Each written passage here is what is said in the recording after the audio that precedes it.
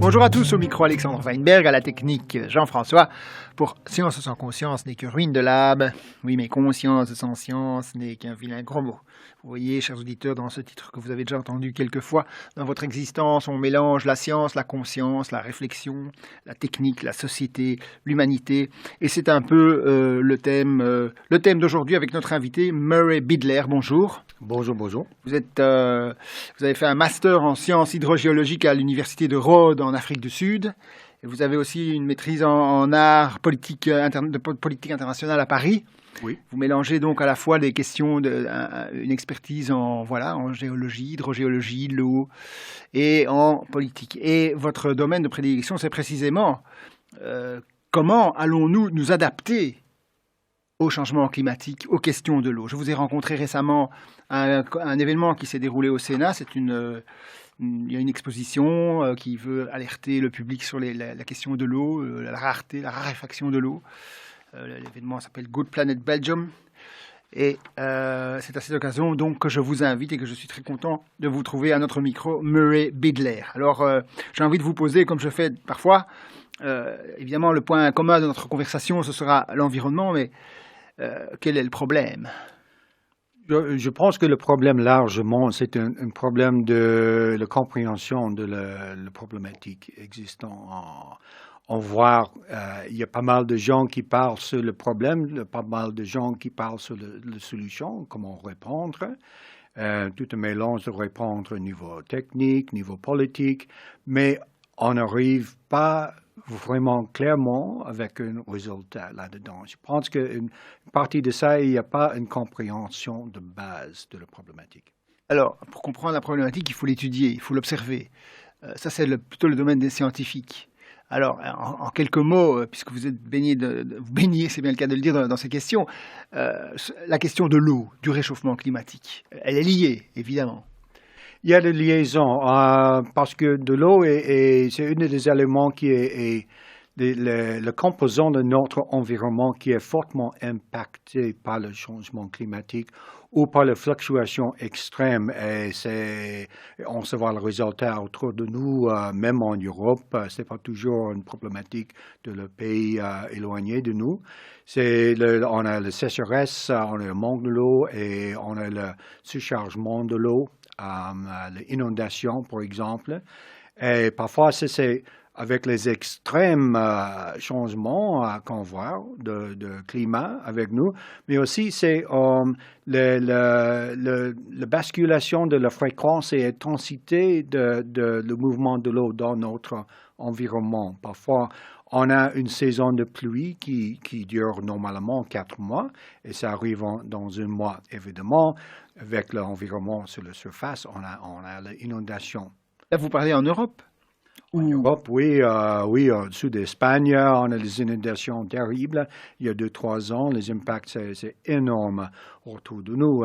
Et je sais bien, même en Bruxelles, autour de nous, en Belgique, il y a un problème d'infiltration. Une partie de ça, c'est la construction aux surfaces urbaines où on bloque le processus naturel d'infiltration. D'infiltration, c'est ça. Oui. Mais ça dit, on a construit quand même une ville avec ça en perspective. Il y a déjà 80, peut-être 100 ans déjà. Mais je sais bien qu'aujourd'hui, le gouttier de la maison et le drainage dans le quartier, ça ne suffit pas. C'est parce que c'est une indication. On a le changement d'intensité de la précipitation qu'on a eu il y a un siècle, par exemple. Oui, donc c'est ce que vous dites. Il y a un changement dans les intensités des précipitations, dans la fréquence des événements extrêmes. Ça, c'est attesté scientifiquement. Oui, on mesure ça.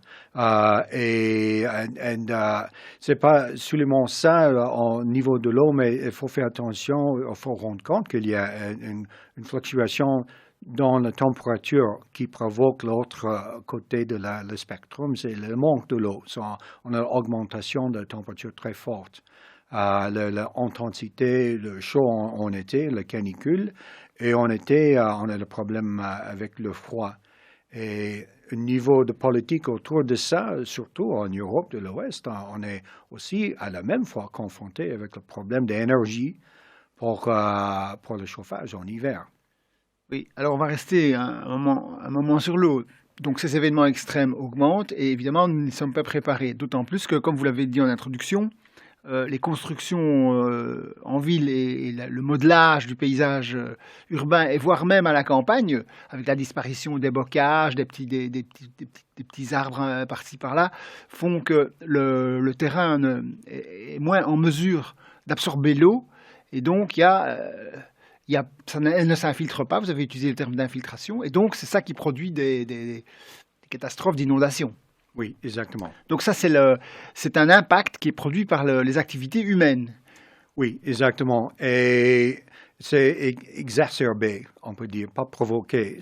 Quand on met ensemble les activités humaines avec les extrêmes événements au niveau climatique, on arrive avec un impact plus fort que normal parce qu'on a des activités humaines qui confondent, qui augmentent l'impact. Oui, c'est ça, sans l'avoir fait exprès. C'est un effet secondaire, comme on pourrait dire, un byproduct.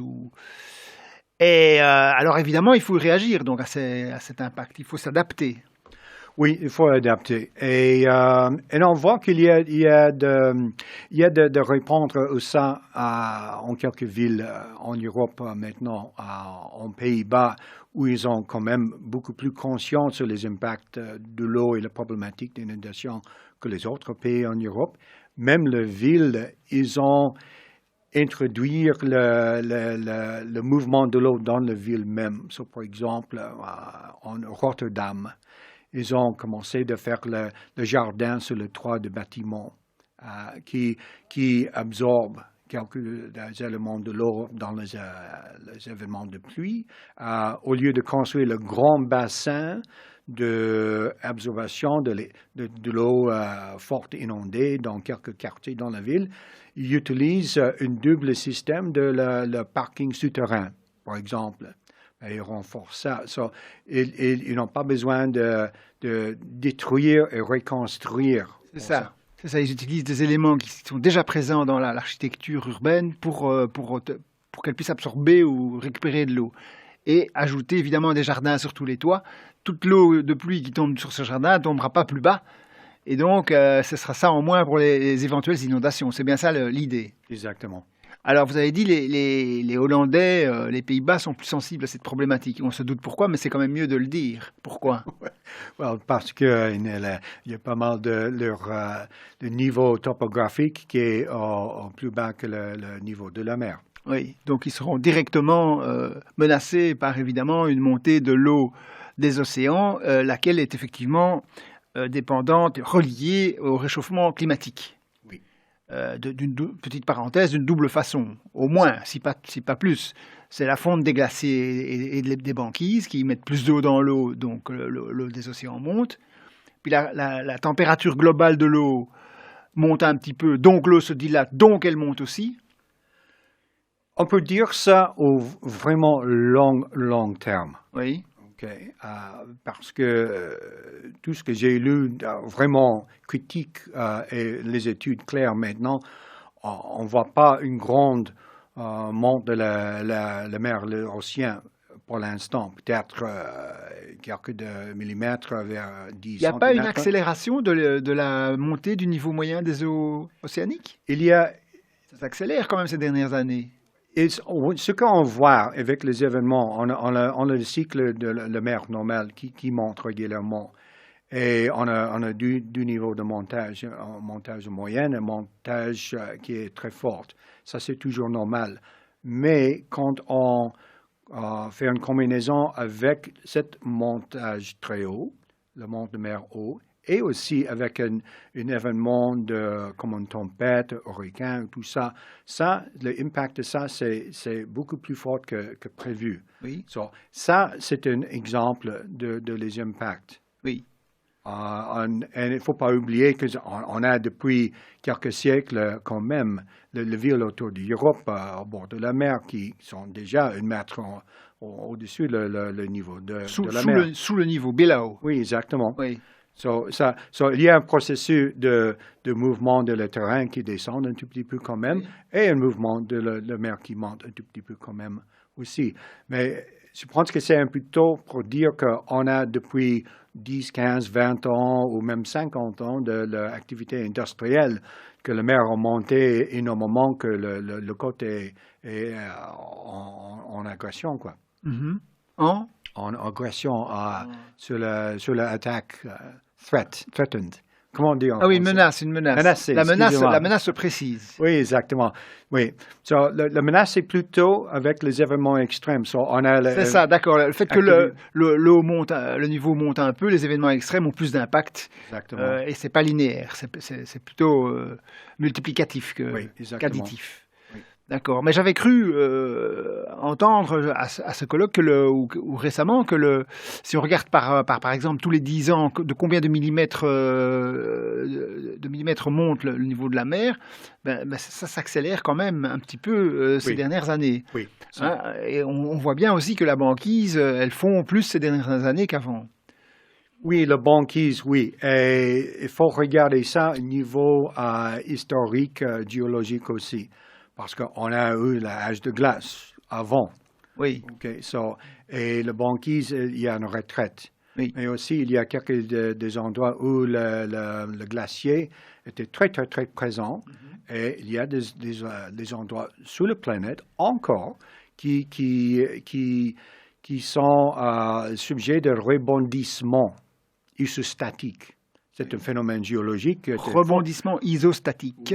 Oui, c'était pressé par la glace. Oui, la glace pèse sur la Terre, donc elle s'enfonce un peu, puisque c'est des plaques tectoniques qui flottent un peu sur j'imagine, c'est quelque chose de ce genre-là. Oui, et la compression de le terrain aussi. La compression du terrain, et puis quand la glace fond, c'est plus léger, hop, ça remonte, c'est ça? Exactement. Le rebondissement, ça arrive beaucoup plus lentement que la retraite de le glacier pendant l'âge de glace, qui est quand même un exemple d'un événement climatique extrême. Je suis d'accord, mais ici nous raisonnons en termes de société et d'humanité, donc le raisonnement géologique, il faut l'avoir, mais ça ne doit pas être un guide pour l'action, parce qu'alors on peut dire, vous savez, il y a 4 milliards d'années, il n'y avait pas de problème non plus, la Terre n'existait pas. Oui, il ne faut pas plaindre, parce qu'en 2500 ans, oui, ça va. Donc c'est pas ça, il faut rester dans une échelle qui nous concerne, nous, êtres humains et sociétés humaines. Oui, je suis tout à fait d'accord. Et ça, c'est pourquoi le concept d'adaptation, c'est plus intéressant que l'approche qui était, je pense, lancée il y a 20-25 ans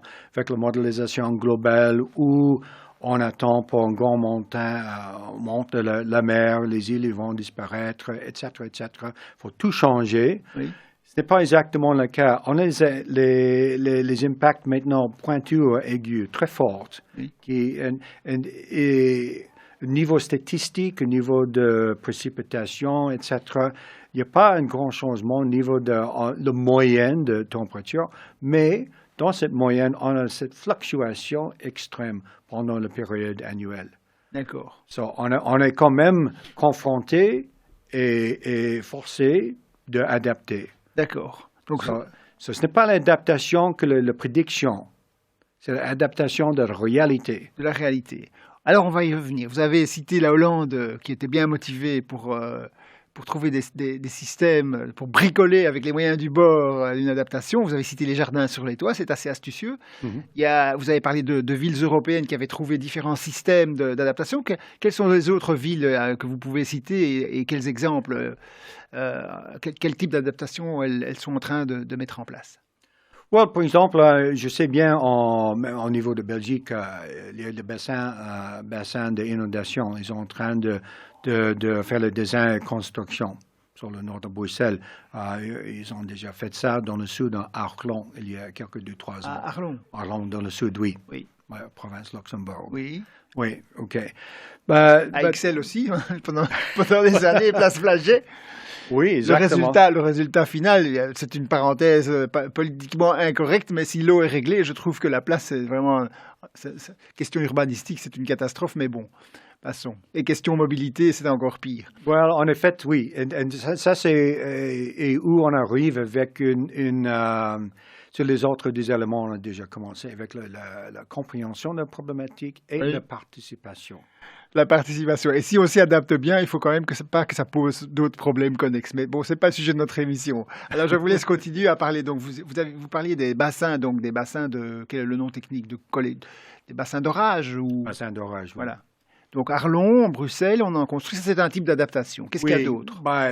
Ça c'est classique. Hors de ça, c'est aussi en Pays-Bas, où, par exemple, les chambres de jeu pour les enfants est construit dans un sens où, en été, il n'y a pas beaucoup de l'eau, il peut jouer là-dedans, mais quand il y a de pluie, ils ont construit où il peut recevoir le surchargement de l'inondation dans le parc de jeu même, mais ça change d'un parc de jeu classique, un peu sec avec le roller, le skateboard, ça devient quelque chose où les enfants ils peuvent jouer dans l'eau.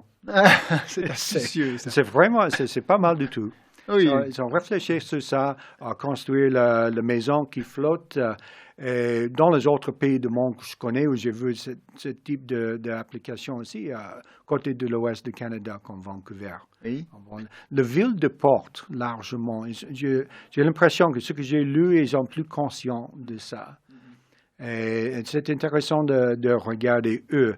Il y a une collectivité, une association de la ville de Porte. Et aussi, il y a une collection de le groupe de villes d'Europe de le meilleur. Oui. Ouais, où ils travaillent eux-mêmes. L'adaptation niveau urbain au climat, c'est une de leurs subjets qui vient plus en plus régulièrement. À l'agenda. Et qu'est-ce qu'est la meilleure ville européenne alors dans ce placement? Dans ce placement, je pense que c'est trop tôt à dire. D'accord, on est en pleine transformation, c'est juste. Oui. Mais revenons quand même à la technicité de la chose. Vous avez cité le jardin d'enfants qui peut servir de mini-bassin d'orage, le cas échéant. Évidemment, les enfants ils restent à la maison ou alors ils jouent sur des petites barquettes où ils vont barboter dans l'eau. Lave le pied, oui. Par exemple, donc ça c'est une... Alors évidemment, une fois qu'on a cette idée-là, on peut imaginer plein de petits bassins dans l'architecture de la ville. Mais ça, c'est une adaptation, une deuxième. Excusez-moi. Et vous avez cité, mais là, comme si c'était rien du tout, en passant, je pense que c'est un point sur lequel il faut revenir, c'est les maisons flottantes. Oui. Alors, racontez-nous ça. C'est tout simple et c'est très astucieux. Oui, c'est tout simple. En effet, ce n'est pas du tout nouveau, mais c'est une adaptation niveau psychologique, social en Europe, par exemple, parce qu'on a toutes les villes qui flottent en Asie depuis des générations et des générations de gens. C'est une question de vision. Je veux dire, quand on a effectivement ces villes en Asie du Sud-Est avec les marchés sur l'eau et les bateaux, je ne sais pas le nom de ces bateaux spéciaux avec les légumes et puis les gens qui habitent, etc. Mais on est toujours dans l'univers de la mer. On est dans l'image mentale du bateau. Oui. Hein? Donc c'est logique, le bateau flotte. Et bon, si on vit dans un bateau, on flotte. Donc il n'y a pas de problème. Ici, c'est quand même un renversement mental que je trouve notable. C'est de considérer que les maisons, c'est sur du solide. Pourquoi ne pas imaginer des maisons qui ne sont pas destinées à naviguer, mais qui flottent? Exactement. Un peu comme un ponton, au fond, qui fait la transition pour entrer et monter dans un bateau. Oui, c'est plutôt un changement d'idée, comment résoudre une problématique. Il y a 20, 30 ans, on a une vision, un point de vue qu'on est coincé par l'espace. On a le terrain et la terre limité parce qu'on est tout entouré par de l'eau. Oui. Mais en effet, non, c'est une option, c'est une opportunité. Oui. Mais il faut construire évidemment autrement. Mais ça demande un changement de perspective avec un peu d'imagination aussi. Alors ça c'est l'idée, mais maintenant elle se met en pratique en Hollande par exemple? En Hollande et franchement en Canada, le côté ouest où j'ai vu en Vancouver depuis des années, à l'intérieur de la ville. Tout un village flottant? Pas un village, mais un quartier, une zone où les maisons ils sont construites, ils flottent. Et alors, elles sont construites sur du dur, donc elles ne flottent que quand il y a de l'eau. Ouais, ils sont dans la porte même. C'est pas pour l'inondation, ils flottent. Ah. C'est-à-dire qu'on construit sur l'eau même.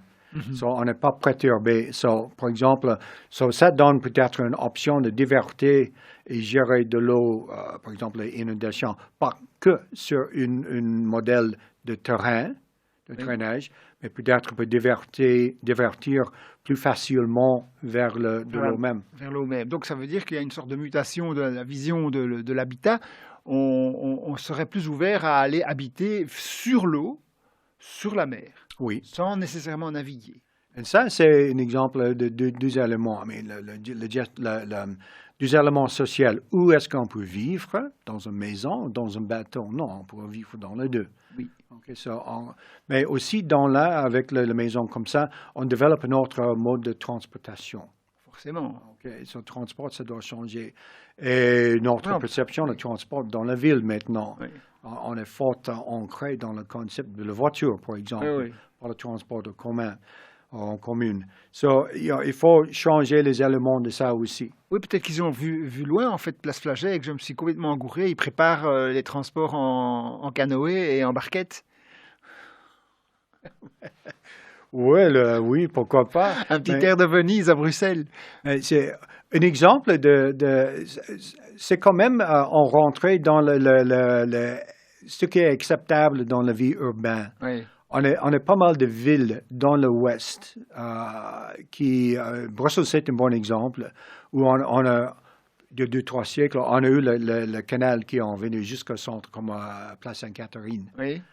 Pour voir le poisson et tout ça. Oui. Il n'y a pas longtemps qu'on peut prendre un bateau au centre-ville de Bruxelles et aller jusqu'à Londres avec un bateau. Ah, il y en a qui font ça, du centre-ville de Bruxelles au centre de Londres? C'est faisable. On a tout le réseau de canal. C'est faisable, mais il y a des compagnies, on peut acheter son ticket? Historiquement, il y a 50 ans, 60 ans passés, ils ont fait ça. Ah oui, c'est pas pour le moment. Pas pour le moment, D'accord. parce qu'on a changé. On a rempli tout le canal avec la terre. Oui, d'accord. On n'a plus le canal en Non, Place la Seine, Sainte-Catherine. non. Mais il y a l'autre canal, là, du côté de Il y a des autres. Walvis et de Molenbeek et de la gare du Midi, derrière. Oui, exact. Mais on commence plus en plus avec la promotion de l'eau en ville, excepté de l'eau dans la ville, au Gand, juste nord d'ici. Ils ont développé, il y a une forte promotion de la vie autour de la canal. Il y a des autres villes dans le monde. Cape Town, par exemple, ils sont en train de faire une excavation pour réintroduire le canal et la canalisation qui existait il y a un siècle. Allez, on a donc cité comme adaptation les jardins sur les toits, les bassins d'orage, les bassins obtenus avec les moyens du bord comme les jardins d'enfants, les maisons flottantes, l'eau dans la ville. Ça nous en fait 5, peut-être qu'il y en aura d'autres, mais on va d'abord écouter ce merveilleux musicien belge qui s'appelle Myrdine. Myrdine de Kouter, voilà son nom, c'est Myrdine de Kouter, il fait partie de la bande des Kouter, des flamands géniaux musicaux, musique folklorique. Et nous allons écouter la première plage de son disque Lucia Nieve. Ça s'intitule Ama, c'est une boulerias, de la musique flamenca, mais à la sauce de Myrdine.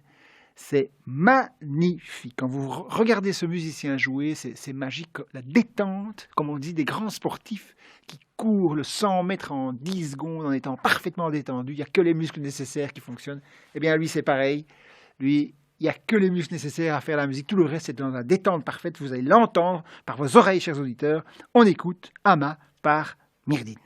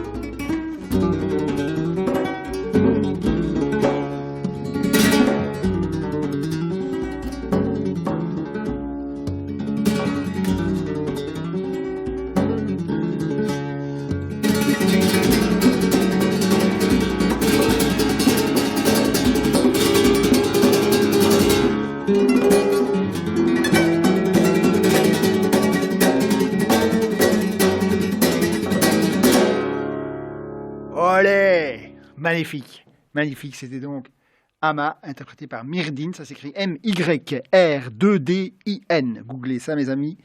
Vous allez tomber de votre chaise comme je le suis tombé il y a quelques mois. Alors, nous retrouvons notre invité, Murray Bidler. Rebonjour. Bonjour, bonjour. Oui, je dis encore qu'on va se quitter sur un autre extrait du même disque, bien entendu. Alors, on a fait un peu le tour de la question, disons plutôt urbaine et technique des adaptations à la question de l'eau, aux événements extrêmes de l'eau. Hein, on a cité les 5, on ne va pas les reciter maintenant. Hein. Il y avait notamment les jardins sur les toits. Mais la problématique dépasse cette question urbanistique et technique. Elle est de société, il y a des questions de politique à régler. C'est beaucoup plus que de l'eau, vous m'avez dit pendant le disque. Alors, il s'agit de parler maintenant des interactions entre l'énergie, les questions d'énergie, les questions d'agriculture, les questions de sécurité alimentaire. Oui, exactement. Voilà ce qu'il y a au menu maintenant. Il faut rendre compte que si on veut gérer les aspects du climat, il faut accepter, il faut comprendre qu'il y a que de l'eau là-dedans. Il y a des éléments, comme on a dit, énergie, sécurité alimentaire, même les autres activités comme le transport ou l'industrie. Mais le bon exemple entre l'énergie et de l'eau est face le problème de gérer l'effet de serre avec les émissions, pollution, etc., pour changer le mode et le type de essence, pétrole, etc. pour les voitures, transport, on a commencé le biofuel. Oui. Le biofuel, c'était une réponse acceptée partout pendant les années 90. Oui, c'était la super bonne idée qui s'est révélée une très mauvaise idée. Oui, ça arrivait effectivement comme ça. Parce que ça résout le problème de la pollution CO2, etc. C'est un carburant propre, mais du coup, ça crée la famine dans le monde. Alors, donc, on y perd. C'est bien ça. Bon, en fait, il y a deux impacts de ça. On a perdu beaucoup de terrain qui était normalement consacré pour les activités agriculturelles. Oui.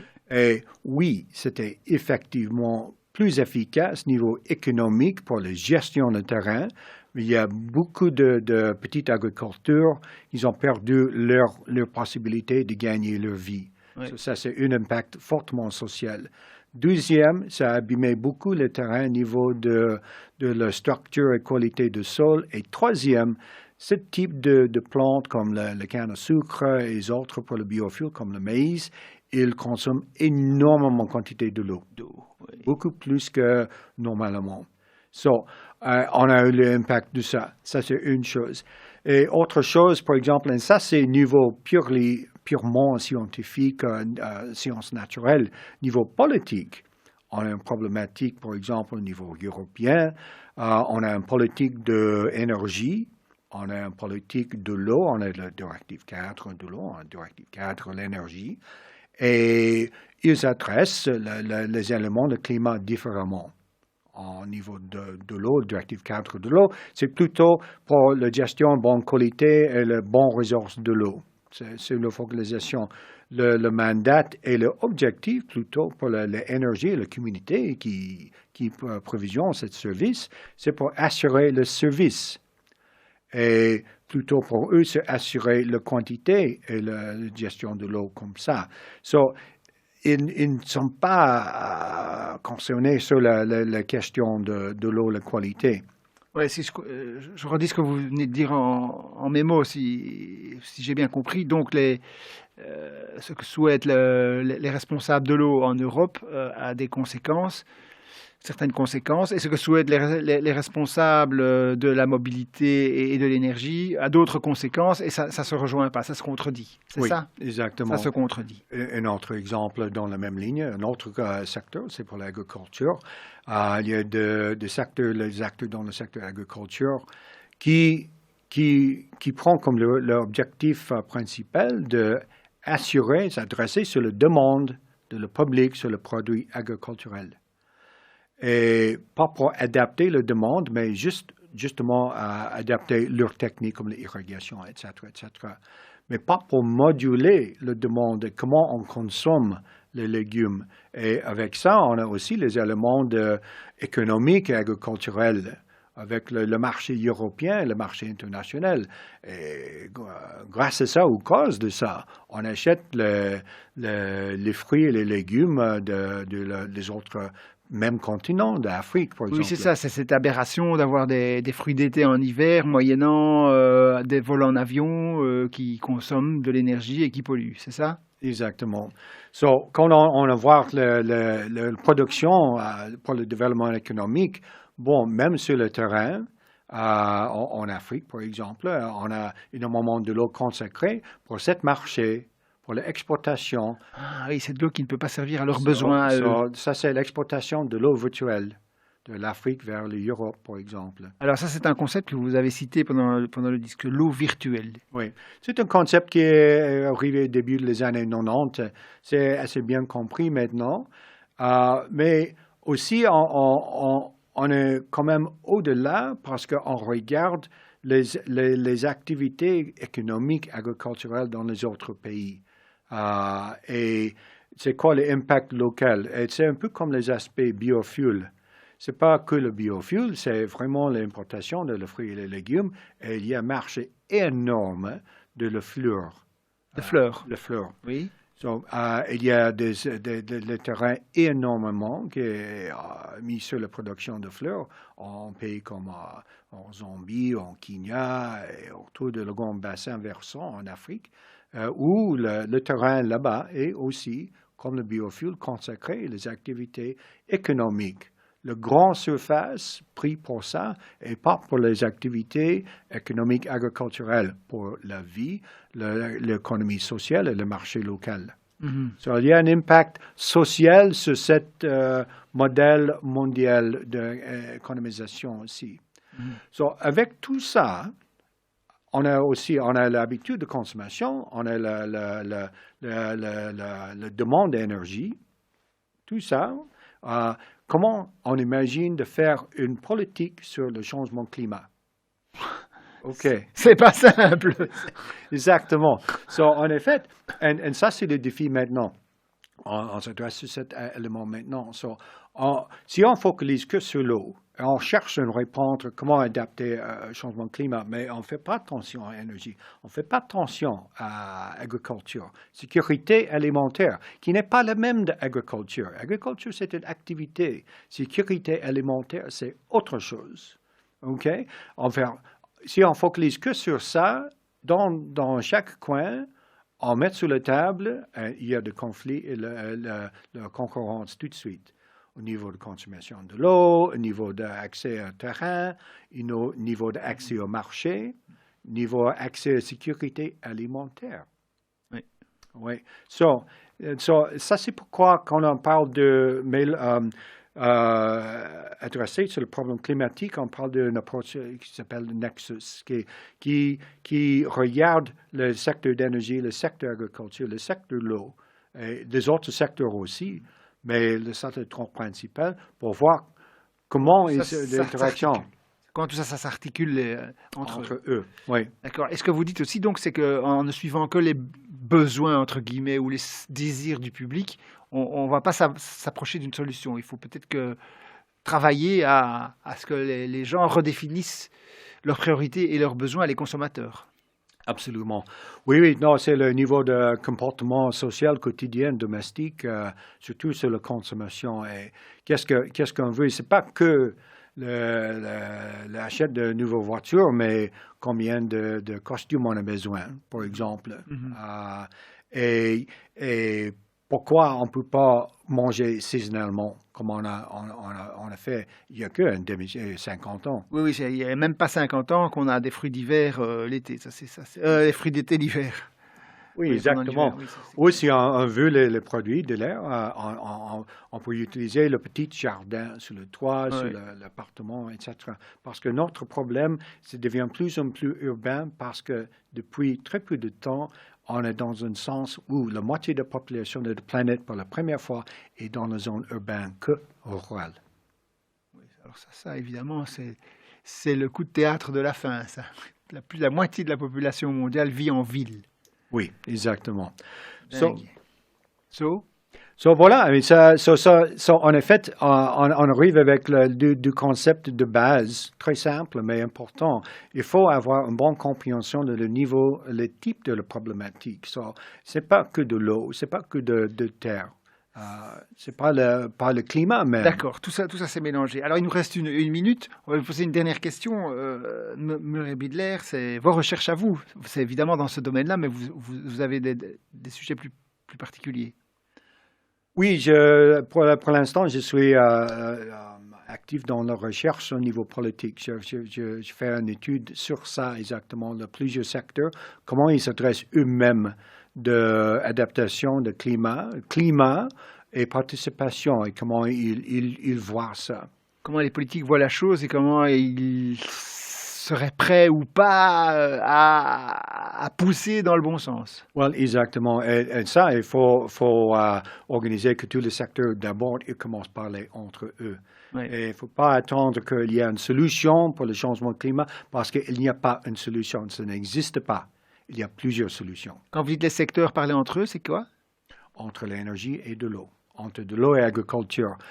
Toutes les personnes qui sont impliquées dans les questions d'agriculture, toutes les personnes impliquées, c'est ça, elles doivent discuter entre eux. Même niveau politique. Au niveau politique. Oui. À tous les échelons, échelon national, échelon européen et mondial. Européen, oui. Absolument, dans le directorat de l'énergie, le DG en Direction générale, à l'Europe, etc. Exactement. C'est ça qu'il faut faire. Et comme ça, on peut trouver d'abord où est-ce qu'on travaille déjà ensemble, où est-ce qu'on est contre les autres, et comme ça, on s'appuie sur la concurrence et la confluence de les approches de les autres secteurs. Tant qu'on peut éviter ça, on peut arriver avec une solution ensemble.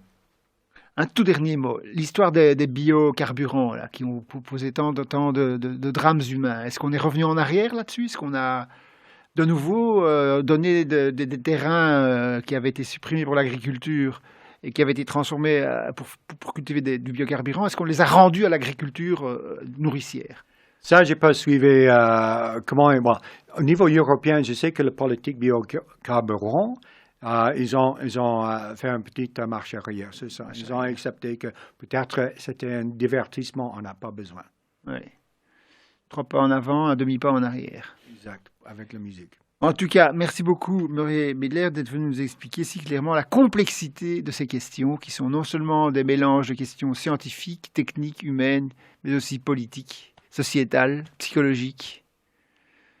Il y a du pain sur la planche, et peut-être pas nécessairement en blé, ou du pain de blé, ou du pain de seigle, ou du pain de céréales locales. Exactement. Merci beaucoup. Oui. Alors, c'était Science sans conscience n'est que ruine de l'âme. Conscience sans science n'est qu'un vilain gros mot. Omis à la technique Jean-François. Et on se quitte avec la morceau promis. L'autre extrait de ce disque de Myrdine, intitulé Osho. Solea por Bulerias, Osho, par Myrdine. Salut à tous!